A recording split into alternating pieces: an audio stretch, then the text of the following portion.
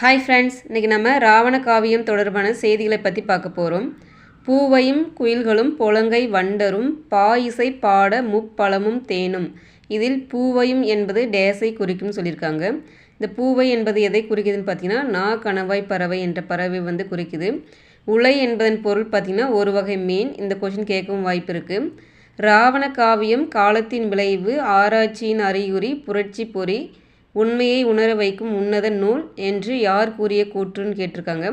பேரறிஞர் அண்ணா அவர்கள் சொல்லியிருக்கிறார் இந்த கூற்று. 20ஆம் நூற்றாண்டில் தோன்றிய தனித்தமிழ் பெருங்காப்பியம் எதுன்னு கேட்டிருக்காங்க. ராவண காவியம் என்பது தான். இந்த கொஷின் கேட்கவும் வாய்ப்பு இருக்குது. 20ஆம் நூற்றாண்டில் தோன்றிய தனித்தமிழ் பெருங்காவியம் எதுன்னு கேட்டாங்கன்னா ராவண காவியம். அடுத்தது காண்டங்கள் எத்தனை காண்டம் இருக்குதுன்னு பார்த்தீங்கன்னா 5 காண்டங்கள் இருக்குது. தமிழக காண்டம், இலங்கை காண்டம், விந்த காண்டம், பழிபுரி காண்டம், போர்க்காண்டம்